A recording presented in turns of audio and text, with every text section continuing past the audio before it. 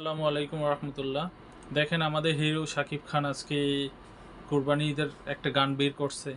সেই গানের কলিতে সে কি বলতেছে আগে দেখেন, তারপরে বিস্তারিত। কবুল করো আল্লাহ কুরবানি, তোমার ছায়াতে, তোমার দয়াতে আল্লাহর ছায়া আছে।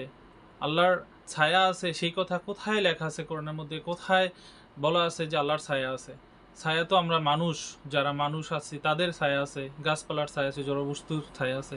আল্লাহর ছায়া আছে। ওরে কে বলছে? এই শাকিব খানকে কে বলছে আল্লাহর ছায়া আছে? ছায়ার তলে আল্লাহ, আল্লাহর এক নাম্বার একমাত্র বলা আছে যে আল্লাহর কুরসি, আরশের ছায়া নিচে, যেখানে হাসরের ময়দানে একমাত্র আল্লাহর কুরসি বা আরশের ছায়া ছাড়া আর কোনো ছায়া থাকবে না হাসরের ময়দানে। শুধু সেই ছায়ার ভিতরেই একটা অবস্থান করবে যারা মুমিন, মুমিন বান্দা, আল্লাহর মুমিন খাস বান্দা, তারা ওখানে ছায়া মধ্যে থাকবে। মতলব ওখানে যেই আরশের কুরসি, যে আরশের ছায়া একটা থাকবে এই সময়। তো আল্লাহর ছায়া আছে, এটা কোথায় লেখা আছে? তো সে এই কাজগুলো যে করতেছে, ইসলামের যেই কথাগুলো সেই বিকৃতি করতেছে। আর ওনাকে কে বলছে যে কুরবানি নিয়ে এই গান গান করতে? ওনাকে কুরবানি নিয়ে গানের মধ্যে উঠাইতে বলছে কে? কেড়ায়? কেন কেন এটা করবে? কারণ ইসলামের মধ্যে তো গানের কোনো নেই, গানের কোনো রেওয়াজ নেই।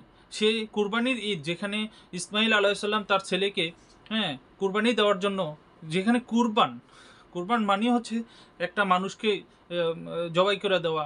ইসমাইল আলাইসাল্লাম জবাই করতে গিয়েছিল, সেখানে আল্লাহ দুম্বা দিয়ে দিচ্ছে কুরবান করার জন্য। তো সেইটা তো আমাদের ত্যাগের বিষয়। সেটা তো আমরা, যেটা আমাদের পশু কুরবানি করতেছি, সেটা তো আমাদের ত্যাগের মহিমা হওয়া উচিত, যে আমাদের ত্যাগ, আমাদের ভালোবাসা হওয়া উচিত।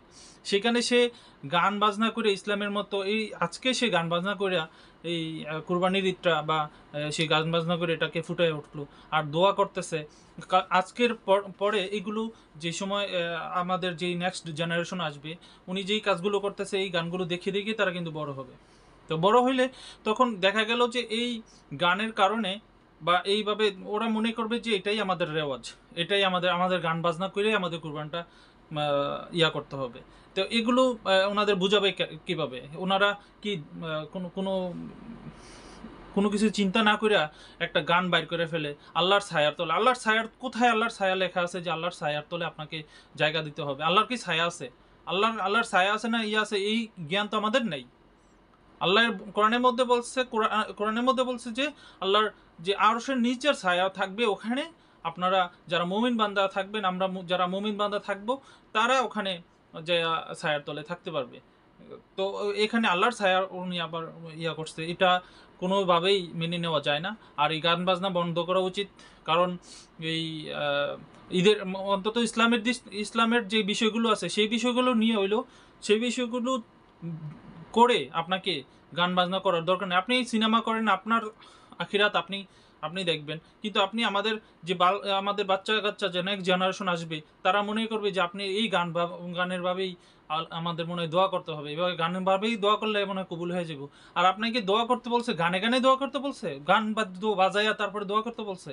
কেন আপনি গান বাদ্য বাজায় আল্লাহর কাছে দোয়া করতেছেন?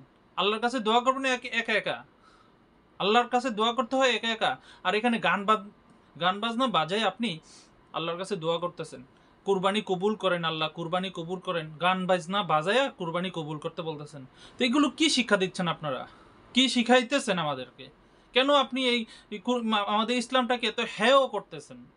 আমাদের ইসলামটাকে নিয়ে আপনি সিনেমার মধ্যে ঢুকাই দিচ্ছেন কেন? সিনেমা করেন না, নাটক করেন, সিনেমা করেন, সব কিছু করেন, কোনো সমস্যা নাই। আপনাকে তো উনি কোনোদিন কথা বলি নেই। আপনি কেন আপনার আমাদের ইসলামটাকে সিনেমার মধ্যে ঢুকাইতেছেন? কেন? কি সমস্যা? কি কি হয়েছে আপনার? আপনি কেন এই কাজটা করবেন? সিনেমার মধ্যে গান ঢুকাবেনই না, কারণ এটা আপনাকে এর আগেও দেখছি যে রোজার ঈদ নিয়ে আপনি গান বাজনা করছেন। কিন্তু ঈদ নিয়ে রোজার ঈদ গান বাজনা করার দরকার নাই তো। আপনি আপনার সিনেমা করেন, অন্যরকম গান দিয়ে সিনেমা করেন। কিন্তু আপনি এই কুরবান নিয়ে সিনেমা করলেন গানের মাধ্যমে। এটা এটা কোনোভাবেই সম্ভব না মেনে নেওয়া। আপনি এগুলো বর্জন করেন। আপনার সিনেমা আপনি করেন, আপনার কবরের হিসাব আপনি দিবেন, আপনার সব কিছু আপনিই দিবেন। কিন্তু আপনি আমাদের বাচ্চারা যারা নেক্সট জেনারেশন আসবে, তাদেরকে আপনি এই শিক্ষাগুলো দিতে পারেন না। এটা আপনার অধিকার নেই। আপনি যে সময় যদি আপনার মধ্যে ইসলামের কোনো কিছু থাকে, যদি অন্তরের মধ্যে কিছুটা হলেও থাকে, তখন আপনি যে সময় এই গানগুলো আসবে চিন্তা ভাবনা কইরা তারপরে গানগুলো পরিচালনা করবেন, গানের অভিনয়গুলো করবেন।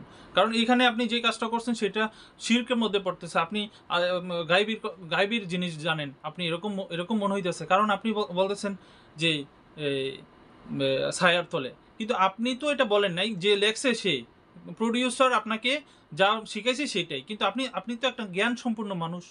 আপনি একটা জ্ঞান সম্পন্ন মানুষ হয়ে আপনি কেন বিবেক দিয়ে চিন্তা করলেন না যে এটা আমার অন্যায় হইব, এটা কেন আমি করতেছি, এটা আল্লাহর ছায়া আছে না কি আছে এটা তো আমি জানি না, এটা তো আল্লাহই জানে।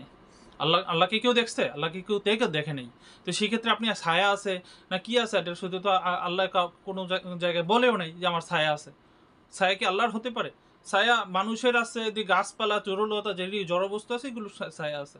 তো এখানে আপনি আল্লাহর কাছে ছায়ার তলে আপনি আশ্রয় চাইতেছেন, এগুলো ঠিক না। এগুলো চিন্তা ভাবনা করে গান করেন ভাই, প্লিজ।